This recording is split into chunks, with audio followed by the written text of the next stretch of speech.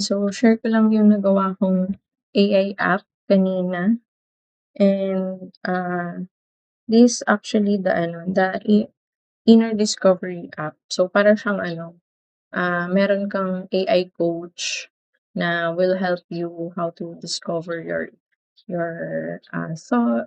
thoughts or feelings, or if you don't have an access to someone who can help you internalize or reflect, ah, or yung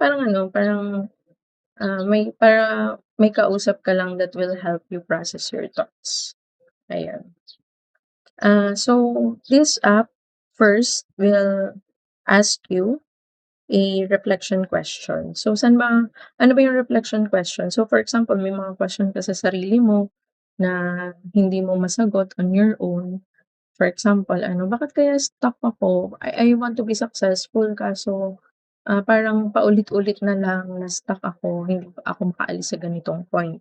So it will, answer back na it will help you to answer your question, pero mag-a-ask lang din siya, pero mas specific na question, ayun. And then it has a journal din. So if you like have something to write today, it will give you insights, and then ayun lalabas dun yung, ah, for the week yung report, ano yung mga core emotions mo for the week. Is it anxiety, sadness, or frustration? Also 'pag may ibang feelings ka na lumabas diyan, maire-report niya kasi nga this app is, integrated with an AI. And then yung mga recurring words mo na nira-write, and then ano yung mga emerging wounds or parang summary nung parang kinukuwento mo for the week, like fear of abandonment, ito yan, difficulty with trust and all.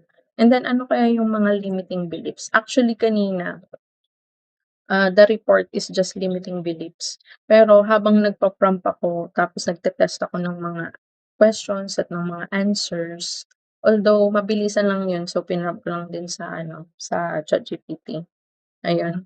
So, para mabilis lang yung feed ng data, ayan. Ah, Nag-a-add pa siya ng another report, and then may mga suggested healing practices like ito yung mga i-explore. Yan, pero itong mga insights na 'to, it will depend kung ano yung ife-feed mo sa kanya. And then andito yung sample, prompts na puwedeng maibigay sa kanya, reflection guide, ano yung gusto mong ma-discover, i-ask sa sarili mo if wala kang idea for now. And then you can also try the 30-day deep self-inquiry series, ayan. So puwede kang mamili lang naman din ng question diyan, although ito nga hindi siya guided by day. Ito naman, if, hindi mo alam ano talaga at na-overwhelm ka sa dami ng tanong diyan, you can try the week 1, oh, 'yan, answer mo muna 'tong question na 'to, oh, for week 2, ayan. And then may theme siya. So, what does that question, ano yung tema ng question na yun, ayan. So, triggers and truth, reclamation, ayan. And then ito, wala lang 'to. So, magkakaroon siya ng community wall, puwede ring anonymous or pen name lang 'yan, to share what's happening or update, 'yan, something to read, gano'n. So, try natin para makita niyo how it works.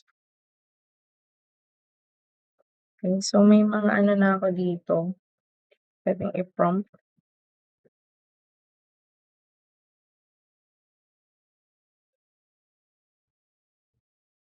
ayan. So, tatanungin ka na ng mga question, tapos yung question na 'to naiiba-iba yan depende sa prompt mo, ayan. So, very personalize siya.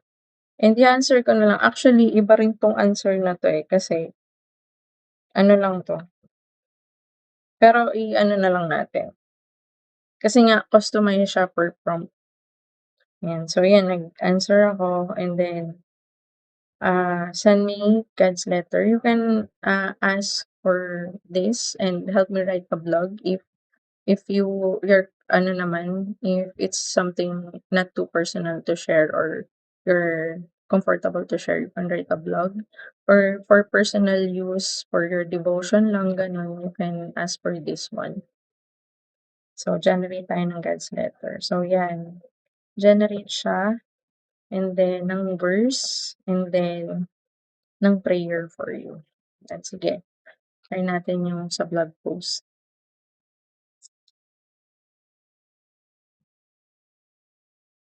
Ayan. So, nag-create siya ng blog from your prompt. Ayan. And then, nagkaroon na rin siya ng pang-post. Like, if you want to share the blog. Ayun. And then, ayan. You can also export this. So, kapag kinlik mo yung export, magda-download siya ng HTML file. It will be open to your browser. And ayan, ang masa-save is yung question and then yung AI-generated insights and the letter for you and your blog story refined. So, since nandito siya, pwede mo siyang i-print or save as PDF. Ayan. And then, what you will see are ito nga. Yan. So, may journal din siya. Try natin yung, kunwari ito yung journal mo, no?